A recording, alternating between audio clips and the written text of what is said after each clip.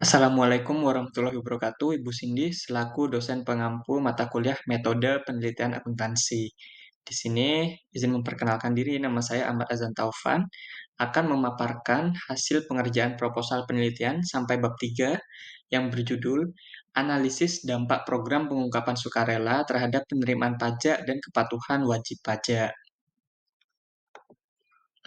Latar belakang dari penelitian ini yaitu yang pertama, pajak merupakan tulang punggung negara. Jadi di sini kita sudah mengetahui bahwa memang pajak menyumbang 70% dari pendapatan negara sehingga bisa dibilang sebagai penyokong APBN. Yang kedua, tantangan kepatuhan wajib pajak. Jadi selama ini tuh kepatuhan wajib pajak masih cukup rendah di Indonesia. Yang ketiga, peluncuran program pengungkapan sukarela melalui Undang-Undang Harmonisasi Peraturan Perpajakan. Jadi, PPS ini diluncurkan pada 1 Januari sampai 30 Juni 2022, yang merupakan tindak lanjut atas adanya Undang-Undang HPP. Kemudian fokus kajian di sini mengerucut pada efektivitas pelaksanaan program pengungkapan sukarela di KPP Pratama Manado. Rumusan masalah. Yang pertama, dampak PPS terhadap penerimaan pajak. Jadi, bagaimana sih dampak PPS ini terhadap penerimaan pajak? Apakah menambah penerimaan pajak atau sebenarnya tidak berpengaruh? Yang kedua, peningkatan kepatuhan wajib pajak. Nah, dengan adanya PPS ini, apakah terdapat peningkatan kepatuhan wajib pajak? Yang ketiga, persepsi keadilan dan efektivitas PPS. Nah, jadi setelah melihat penerimaan pajak dan kepatuhan pajak yang merupakan dampak dari PPS ini, apakah kita bisa mempersepsikan keadilan dan efektivitas dari pelaksanaan PPS ini? Tujuan penelitian yang pertama yaitu untuk mengukur kontribusi PPS pada penerimaan. Yang kedua, mengevaluasi perubahan atau peningkatan atas kepatuhan wajib pajak. Yang ketiga, menilai potensi keberlanjutan. Jadi, apakah setelah adanya PPS ini ada potensi keberlanjutan kepatuhan dari wajib pajak? Batasan penelitian atau ruang lingkup atas penelitian ini terfokus pada data KPP Pratama Manado. Jadi, tidak melihat PPS dari sisi nasional, tapi lebih mengerucut.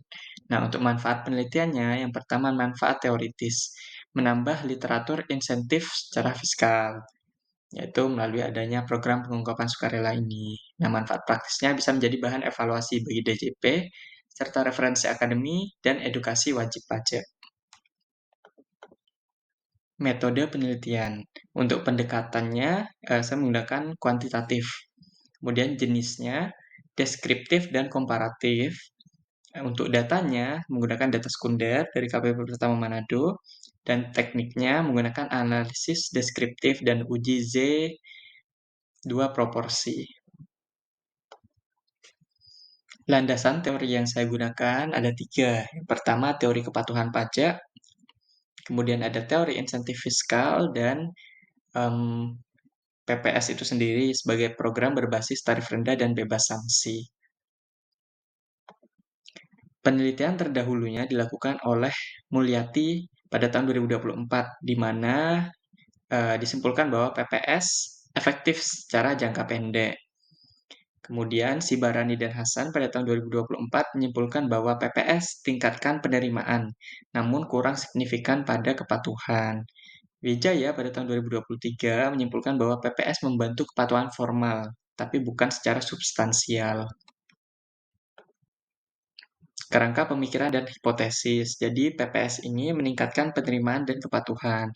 Hipotesis 1, PPS berpengaruh positif pada penerimaan. Hipotesis yang kedua, PPS berpengaruh positif pada kepatuhan. Seperti yang sudah dijelaskan sebelumnya, lokasi pada KPP Pratama Manado dengan data-data sebagai berikut. Data harta pengungkapan pada PPS yang ditargetkan 1,17 triliun, realisasinya mencapai 1,7 triliun.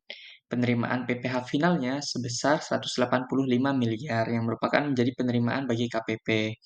Kemudian jumlah WP patuhnya pada 2021 sebesar 1.286 yang melaporkan SPT tahunan. Nah, setelah adanya PPS ini pada tahun 2022, terdapat 1.453 wajib pajak yang melaporkan SPT tahunan dari 1.601 wajib pajak. Jenis penelitian dan teknik pengumpulan atau pengolahan datanya. Yang pertama, pendekatan dan jenis penelitian. Di sini saya menggunakan penelitian kuantitatif dengan jenis penelitian deskriptif, yaitu hasil pelaksanaan dari PPS tersebut, dan komparatif untuk mengetahui kepatuhan wajib pajak sebelum dan setelah adanya PPS. Untuk teknik pengumpulan datanya secara sekunder dari KPP Pratama Manado. Untuk pengolahan datanya, yang pertama, analisis deskriptif untuk menjelaskan perbandingan nilai target dan realisasi PPS, jumlah wajib pajak patuh dan penerimaan pajak. Kemudian yang kedua, uji statistik Z2 proporsi untuk mengukur apakah terdapat perbedaan signifikan antara tingkat kepatuhan wajib pajak sebelum dan sesudah PPS. Berdasarkan realisasi program PPS di KPP Pratama Manado, data harta PPS seperti yang dijelaskan tadi, targetnya 1,17 triliun dan realisasinya jauh di atas itu, yaitu 1,7 triliun, sehingga uh, secara realisasi perpajakan ini lebih tinggi daripada yang ditargetkan. Nah, untuk penerimaan PPh finalnya yang masuk menjadi penerimaan negara sebesar 185 miliar. Jumlah wajib pajak patuhnya untuk tahun pajak 2021 sebesar 1.286 dan tahun pajak 2022 setelah adanya PPS sebanyak 1.453 dari 1.600 wajib pajak. Berikut adalah grafik dan tabel ringkas kepatuhan wajib pajak. Nah, yang kiri ada tabel kepatuhan wajib pajak. Di sini dalam persen. Nah, untuk tahun pajak 2021, wajib pajak yang melaporkan SPT tahunan sebanyak 80%. Dan pada tahun 2022, tahun pajak 2022 yang melaporkan SPT tahunan sebanyak 90%, sehingga bisa kita lihat peningkatannya.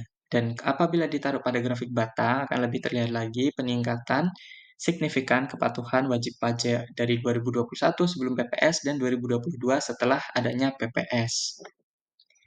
Kemudian, uji statistik Z2 proporsi.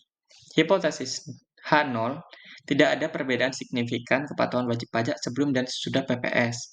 Sedangkan H1-nya, terdapat peningkatan signifikan kepatuhan wajib pajak setelah PPS. Di sini saya memasukkan data pada N1, yaitu 1.601 wajib pajak yang menjadi populasi. Kemudian X1-nya 1.286, ini pada tahun 2021, sehingga menghasilkan P1-nya 0,8032. Kemudian untuk N2-nya, karena wajib pajak yang melakukan SPT tahunan pada 2022 ada 1.453, maka hasil P2-nya yaitu 0,9075. Nah, P gabungannya, apabila kita masukkan pada rumus X1 tambah X2 dibagi N1 tambah N2, maka menghasilkan angka 0,855. Kemudian kita lanjut pada langkah perhitungan. Yang pertama, hitung P. P di sini kita bisa hitung dengan seperti tadi, P gabungan. Dengan rumus tersebut kita menghasilkan 0,85555. Kemudian yang kedua, kita menghitung standar errornya. SE sama dengan akar dari P kali dalam kurung 1 min P dikali 1 dibagi N1 ditambah 1 per N2. Nah, kita masukkan angka-angka yang kita sudah dapatkan tadi dan menghasilkan standar errornya sebesar 0,0124. Nah, untuk menghitung Z-nya, kita masukkan pada rumus P1 dikurangi P2 dibagi standar error tadi, sehingga menghasilkan minus 8,41. Lalu, bagaimana interpretasinya atas nilai Z ini? Minus 8,41 jauh melebihi batas kritis Z, yang batasnya 1,96 pada alfa 0,05, sehingga H0 ditolak. Kesimpulannya apa? Dari uji statistik Z2 proporsi ini, maka PPS efektif meningkatkan kepatuhan wajib pajak karena terdapat perbedaan signifikan memang secara statistik antara kepatuhan wajib pajak sebelum dan sesudah adanya PPS. Nah, dari sini kita bisa menginterpretasikan hasil. Yang pertama, realisasi harta. Jadi, apabila kita cek tadi realisasi harta yang diungkapkan oleh wajib pajak sebesar 1,7 triliun dari target KPP yang cuma 1,17 triliun, dapat dihasilkan sebesar 145% dari target realisasinya. Nah, penerimaan untuk negara sebesar 185 miliar. Untuk penerimaan ini memang kita tidak bisa melihat, karena kita harus membandingkan dengan KPP-KPP yang lain untuk melihat apakah penerimaan ini besar atau tidak. Nah, untuk kepatuhan, peningkatan jumlah wajib pajak yang patuh melapor SPT dari 80% pada tahun pajak 2021 sebelum adanya PPS ke 90% pada 2022 setelah adanya PPS.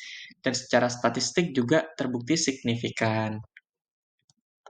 Kemudian, untuk etika penelitian, data ini diperoleh secara resmi dan digunakan untuk kebutuhan akademik. Di sini saya tidak menyebutkan identitas wajib pajak dan analisis dilakukan secara objektif dan transparan. Ya, berikut beberapa tambahan dari saya sebagai penutup penelitian yang nantinya sebenarnya masih akan dilanjutkan. Namun di tahap sini, yang pertama mengenai kontribusi PPS. Jadi memang, dari sejauh ini memang PPS ini berkontribusi nyata pada penerimaan dan kepatuhan wajib pajak, terutama di ruang lingkup yang saya teliti yaitu KPP Pratama Manado. Yang kedua, dukungan data. Jadi data empiris yang saya dapatkan dapat mendukung hipotesis setelah dilakukan pengolahan data. Kemudian insight kebijakan. Nantinya hasil penelitian ini bisa memberikan insight kebijakan fiskal berbasis insentif. Tentu saja butuh kajian yang lebih mendalam lagi di bab-bab selanjutnya, seperti itu. Berikut saya lampirkan juga daftar pustaka yang merupakan sumber saya dalam menyusun proposal penelitian ini. Baik, sekian pemaparan mengenai proposal penelitian di mata kuliah metode penelitian akuntansi ini. Kurang lebihnya mohon maaf. Wassalamualaikum warahmatullahi wabarakatuh.